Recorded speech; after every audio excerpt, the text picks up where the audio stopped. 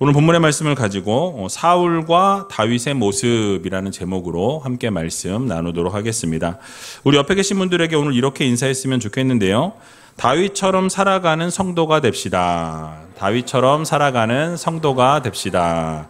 그렇습니다. 언제나 하나님의 마음에 합했던 다윗과 같이 삶을 사셔서 하나님의 마음을 기쁘게 해드리고 시원케 해드릴 수 있는 저와 여러분들이 다 되시길 주님의 이름으로 간절히 축원합니다.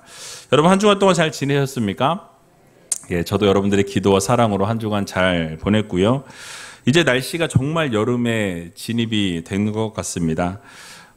이 설교를 준비할 때만 해도 이번 주 내내 29도에서 31도 이렇게 되었었는데 혹시 몰라서 오늘 설교 단에 서기 전에 딱 봤더니 바뀌었어요. 예보가 오늘하고 내일만 덥고요. 수요일 날은 또 비가 와서 온도가 떨어졌다가 다시 이렇게 올라가는 걸로 바뀌었더라고요. 어쨌든 이제 무더위가 시작이 될 것 같습니다. 그래서 건강 잘 챙기셨으면 좋겠고요. 벌써 리딩 지저스 9주차에 접어들었습니다. 내일부터 10주차 또 접어들게 되는데요. 이번 주에 사무엘상 말씀을 읽었습니다. 그래서 이 오늘 말씀 같이 사무엘상 말씀을 보게 되는데요. 오늘은 왕으로 세움을 받게 된 이 사울 왕과 또 하나님의 기름 부으심을 받은 이 다윗에 대한 부분을 살펴보면서 하나님께서 우리들에게 허락해 주시는 이 교훈의 말씀이 무엇인지 같이 한번 생각해 보는 시간을 갖도록 하겠습니다. 자, 이제 여러분들이 아시는 것처럼 사사 시대, 사사기 말씀을 우리가 들었죠. 이 영적으로 상당히 혼탁했던 사사 시대.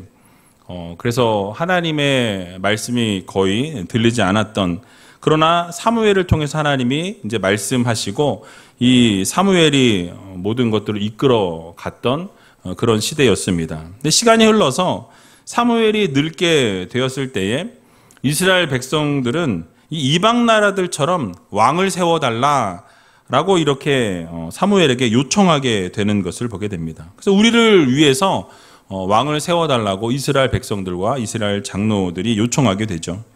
바로 사무엘상 8장 4절에서 5절 말씀에 나와 있는데요. 같이 한번 읽어보도록 하겠습니다. 이스라엘 모든 장로가 모여 라마에 있는 사무엘에게 나아가서 그에게 이르되 보소서 당신은 늙고 당신의 아들들은 당신의 행위를 따르지 아니하니 열방과 같이 우리에게 왕을 세워 우리를 다스리게 하소서 한지라. 아멘. 자, 이스라엘의 모든 장로들이 모여서 사무엘에게 나아갔다라고 말씀합니다. 요청을 위해서 나아갔는데요. 뭘 요청했냐면 이제 사무엘 당신은 나이가 들었고 그리고 그의 아들들은 사무엘의 그 행위를 따르지 않게 될 때에 그 행위를 따르지 않으니까 사무엘도 지금 늙었고 자녀들도 우리를 그렇게 인도할 만한 자질들을 갖추지 못했다라는 거죠. 그래서 지금까지 왔던 그런 제도대로 움직여질 것이 아니라 이방 나라가 지금 하고 있는 왕들이 세워져 있는 나라들을 보니까 그 나라들처럼 우리 이스라엘도 왕을 세워서 우리를 다스려 달라라는 요청을 하게 됩니다. 왕정 제도를 요구했던 거예요. 그런데 여기서 왕을 요구하는 이스라엘 장로들이 보지 못한 부분들이 있었습니다. 무엇이었을까요? 그것은 바로 사무엘의 이 배후에서 역사하시는 누가 하나님이 계셨다라는 것을 인지하지 못했다라는 거죠. 생각하지 못했다라는 것입니다. 지금까지 사무엘이 이스라엘 백성들을 이끌어 가면서 홀로 이스라엘 백성들을 통치하고 이끌었겠냐라는 말씀이죠. 결코 아니었습니다. 이스라엘을 통치하시는 분은 여호와 하나님이셨다라는 거예요. 사무엘이 아니라 이 사무엘의 배후에서 역사하시고 모든 것을 주관하시는 전지전능하신 하나님께서 이 사무엘을 통해서 이스라엘 백성들을 인도하시고 이끄셨다라는 말씀이죠. 따라서 사무엘이 늙고 더 이상 통치할 수 없다고 해서 하나님의 역사가 중단되어지지 않는다라는 말씀이. 또 사무엘의 아들들이 불의하고 정말로 바르게 인도하지 못한다고 해서 하나님께서 이끌어 가시지 못하시느냐? 그것도 아니라는 것이죠. 하나님이 하시는 사역에 어떠한 차질도 생기지 않는다라는 거예요. 결국 하나님이 모든 것을 주관하시고 이끄시고 인도해 가신다라는 것에는 변함이 없는 사실인 것입니다. 결국 하나님께서 모든 것을 주관하시고 인도하신다라는 이 사실을 우리는 마음 깊이 새겨야 한다라는 말씀이죠. 근데 그럼에도 불구하고 이스라엘 백성들은 지금 벌어지고 있는 모든 현상들, 이런 것이 바로 왕정 제도의 부재 탓이다라는 거죠. 왕이 없기 때문에 우리가 이러한 일들이 생기고 어려움이 발생하니까 이 왕의 제도를 세워달라, 왕정 정치가 이루어지게 해달라라는 것이 이 이스라엘 백성들의 요구였습니다. 이것은 곧 하나님을 믿지 않는 나라들, 이방 나라들이 가지고 있었던 제도를, 왕정 제도를 본받고자 함이었고, 주변 국가들이 정치 체제를 부러워했기 때문에 발생한 일이었다라는 말씀이죠. 자, 그런데 우리가 가만히 생각을 해보면 이스라엘 백성들의 이 행동이 얼마나 어리석은 행동이었는가를 우리는 알 수 있습니다. 자, 그 당시에 이스라엘은 이 세상 만물을 창조하시고 주관하시는 만왕의 왕이신 하나님이 왕이 되셨다라는 거예요. 직접적인 통치를 하나님으로부터 받고 있었다라는 거예요. 근데 그럼에도 불구하고 자신들과는 비교할 수 없는 이 세속적인 왕정 제도를 부러워하고 있었다라는 말씀이죠. 여러분, 남의 떡이 어때요? 커 보인다라는 속담이 있어요. 그 속담과 같이 이스라엘 백성들은 자신들이 가장 좋은 것을 가지고 있음에도 불구하고 하나님이 자신들의 왕이 되셔서 모든 것을 통치하시고 다스리시고 인도해 주심에도 불구하고 그것에 감사하지 못하고 오히려 어땠습니까? 세속을 바라보고 세상의 정치를 바라보면서 그것을 부러워하면서 그 세상 것을 추구하였다라는 것을 우리들에게 말씀해 주는 것입니다. 자, 이런 상황 속에서 하나님은 그들에게 뭐라고 말씀해 주십니까? 사무엘상 8장 7절에 보니까 하나님은 이렇게 말씀하십니다. 같이 한번 읽어보겠습니다. 여호와께서 사무엘에게 이르시되 백성이 내게 한 말을 다 들으라. 그들이 너를 버림이 아니요 나를 버려 자기들의 왕이 되지 못하게 함이니라. 아멘. 여러분, 하나님의 마음이 느껴지십니까? 그 이스라엘 백성들이 지금 너를 버리는 게 아니라 누구를 버린 거예요? 나를 버렸다, 하나님을 버렸다라고 하나님이 말씀하고 계시는 것입니다. 여러분, 하나님의 마음이 이 순간 어떠했을까요? 그러니까 요구를 다 들어주라고 말씀하시지만 그 하나님의 그 마음은 너무나 아프셨을 거다라는 거죠. 애굽에서부터 인도하셨고 언제나 함께 하셨고 필요한 것을 공급해 주셨고 늘 도와주셨음에도 불구하고 결정적인 순간에 하나님이 필요 없다라는 거죠. 자신들을 인도해 줄 왕을 세워달라는 거예요. 그러니까 이러한 말을 들으면서 아마 하나님께서는 상당히 섭섭하셨을 것이다 라고 우리는 생각해 볼 수 있는 것입니다. 자, 여러분, 우리의 모습은 어떠합니까? 여러분들의 모습은 어떠합니까? 혹시 우리도 이스라엘 백성들처럼 하나님을 배반하는 그런 행위를 아무런 거리낌 없이 그렇게 하고 살아가고 있진 않은지 우리 자신을 좀 돌아볼 필요가 있다라는 말씀이에요. 하나님이 이미 우리의 왕이심에도 불구하고 우리를 다스리시고 인도하시고 우리와 언제나 동행하여 주심에도 불구하고 우리는 그 세상 것을 부러워하고 세상을 바라보고 세상 가운데 거하는 삶을 살아가고 있지는 않은지 우리 자신을 돌아보아야 한다라는 말씀이죠. 우리는 이스라엘 백성들이 저질렀던 그런 오류를 범해서는 안 될 것입니다. 우리의 영원하신 왕은 누구시죠? 하나님 뿐이십니다. 하나님만이 우리의 왕이시고 하나님만이 우리를 통치하시고 우리를 다스리시고 우리를 인도하실 하나님이시라는 것을 우리는 날마다 마음 깊이 새겨야 할 것입니다. 그러므로 이 세상 살아갈 때 하나님의 왕되심, 하나님의 우리의 왕이 되심을 기억하면서 날마다 그것을 인정하고 선포하고 하나님을 찬양하며 그렇게 살아갈 수 있는 저와 여러분들이 다 되시길 주님의 이름으로 간절히 축원드립니다. 자, 이제 이렇게 이스라엘 백성들이 원했던 왕이 초대 왕이 세워집니다. 사울을 하나님이 왕으로 세우시게 되는데요. 자, 그런데 하나님께서 세우신 그 사울 왕이 하나님이 세우신 것을 후회하였다라고 이렇게 표현하시는 것을 우리는 보게 됩니다.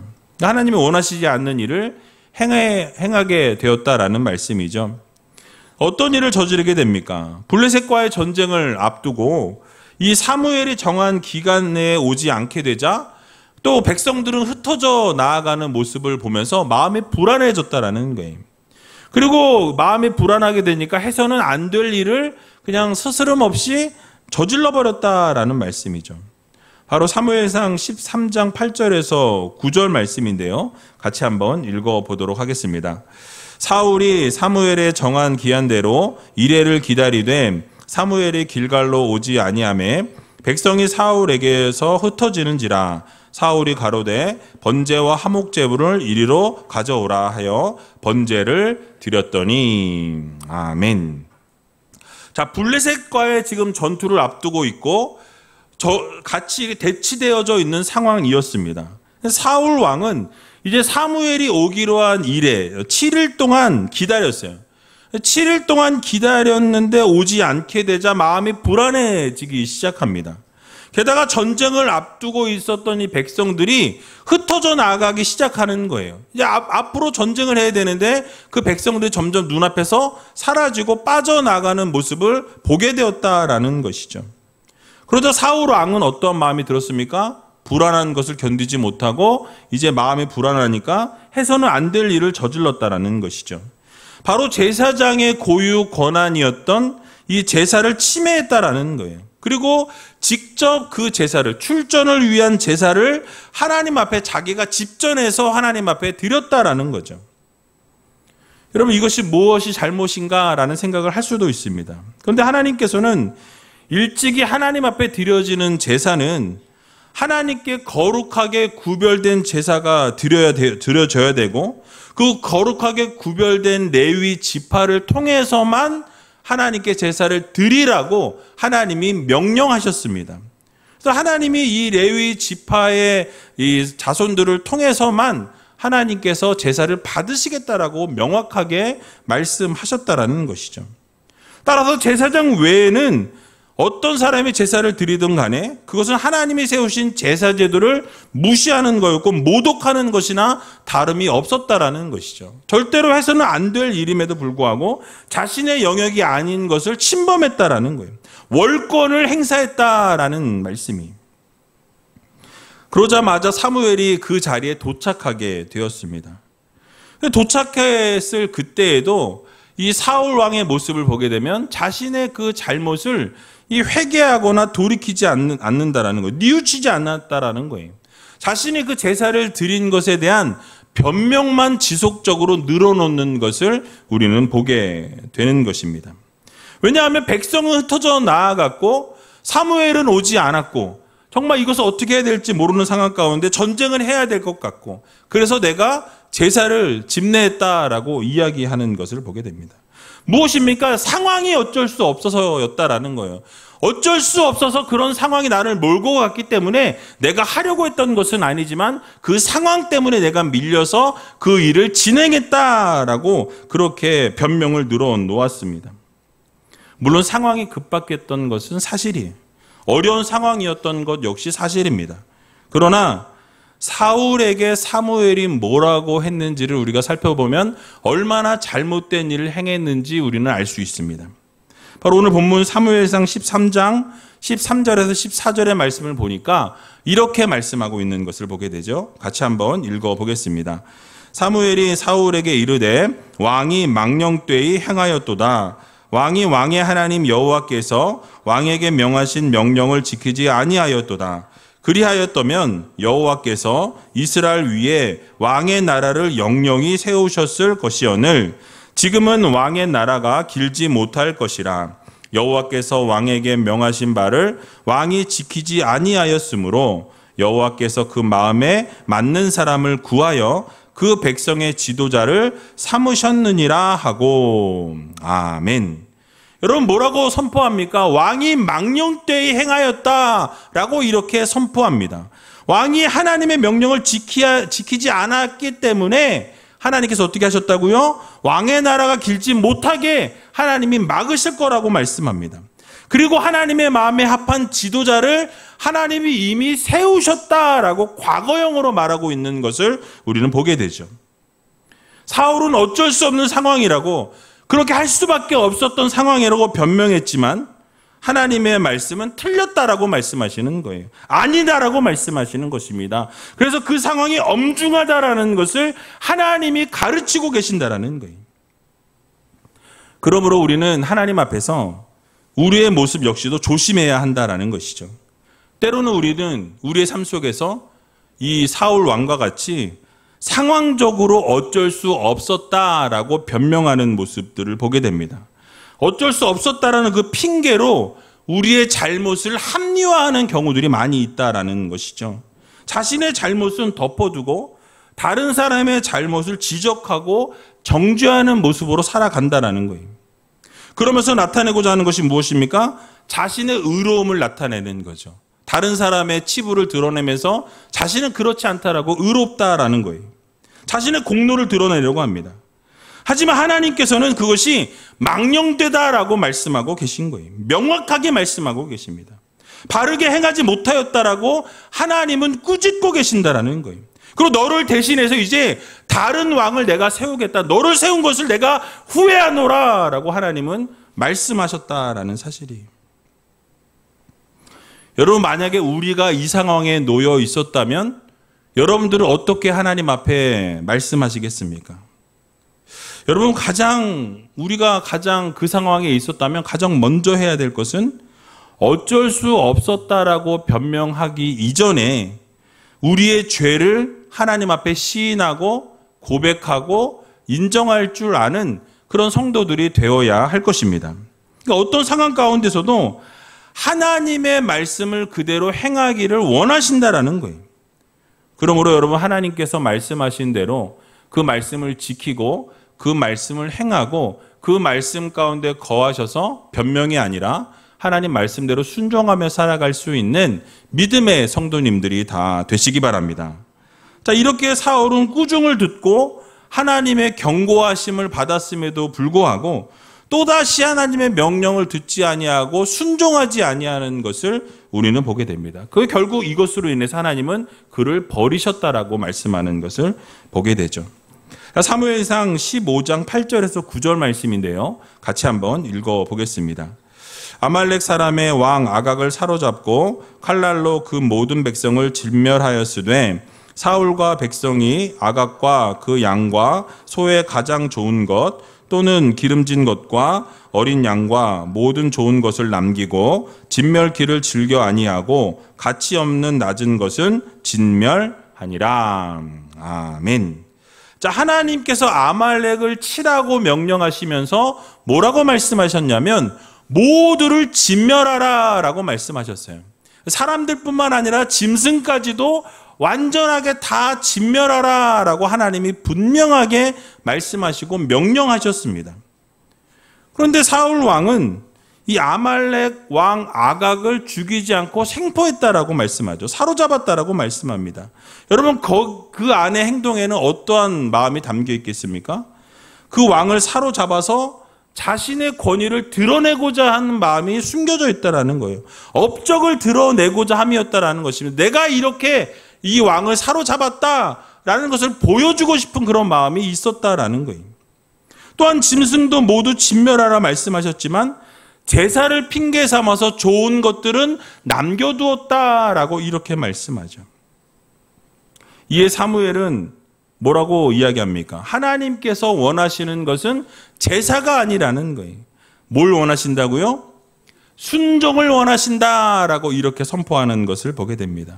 그러니까 하나님께서 사울을 왕으로 세우셨다라는 것을 후회하신다라고 말씀하면서 어떻게 합니까? 하나님께서 왕을 버리셨다라고 선언합니다.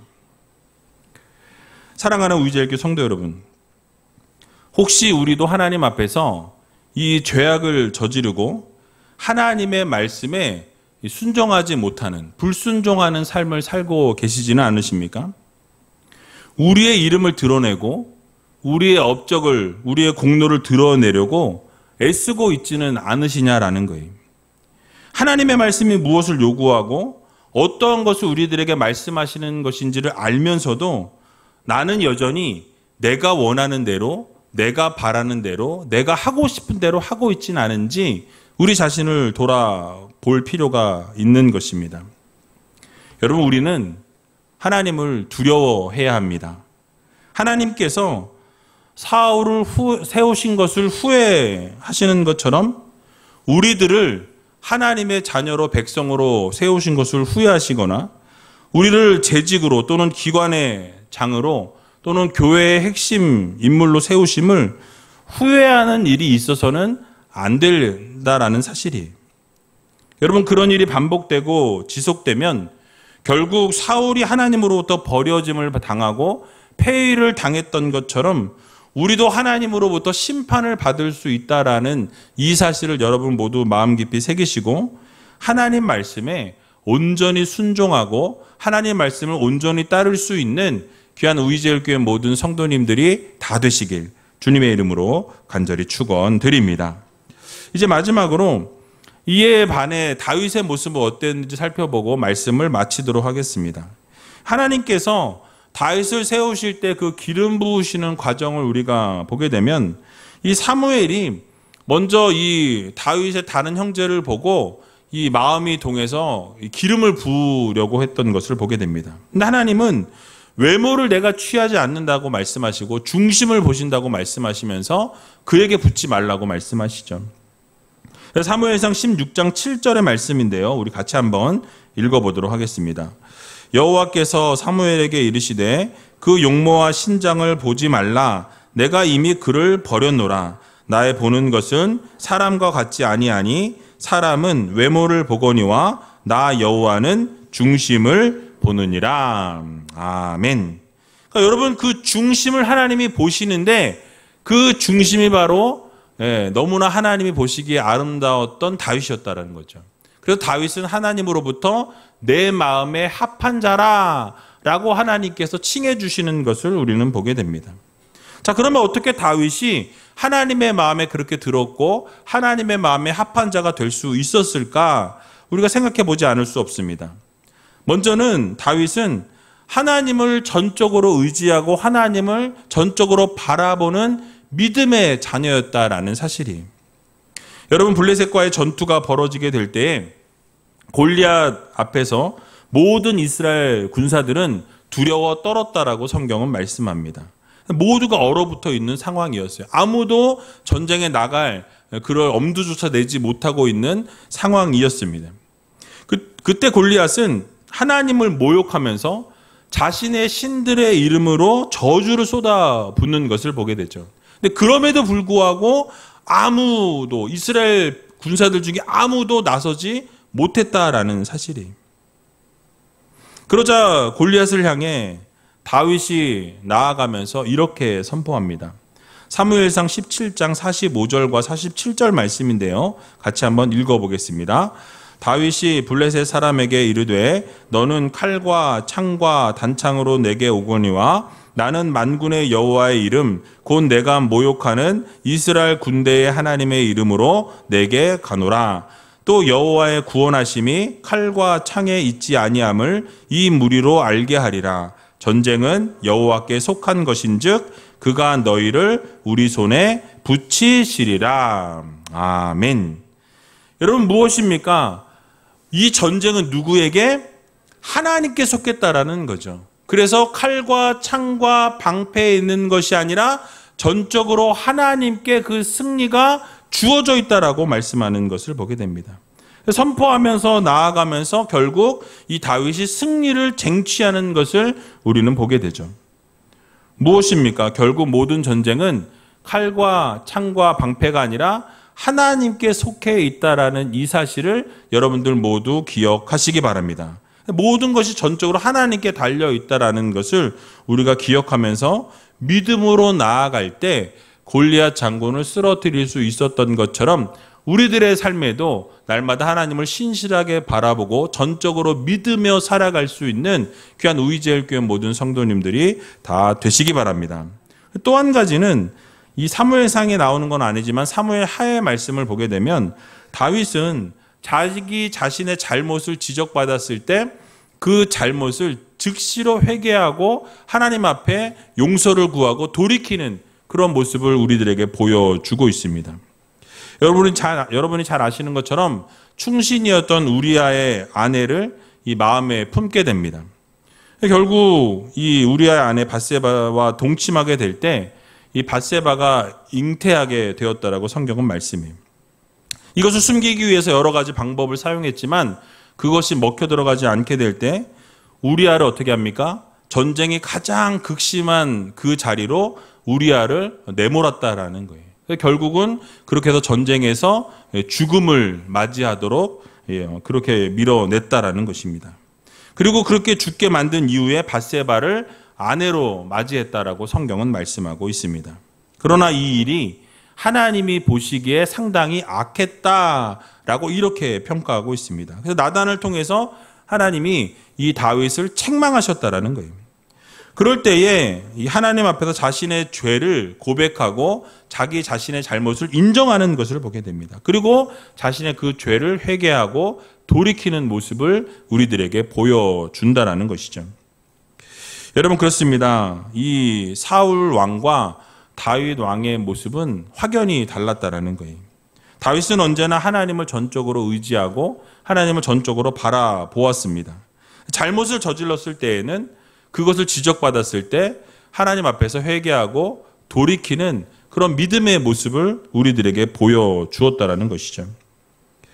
여러분 이 사실을 마음 깊이 새기시면서 이번 한 주간 우리가 가게 될 때에 우리가 하나님 말씀에 순종하고 또 우리가 잘못했을 때는 하나님 앞에 회개하고 돌이키며 또 하나님의 그 신실하심을 바라보면서 날마다 하나님을 붙들고 하나님 안에 거하며 살아갈 수 있는 귀한 우이제일교회 모든 성도님들이 다 되시길 주님의 이름으로 간절히 축원드립니다.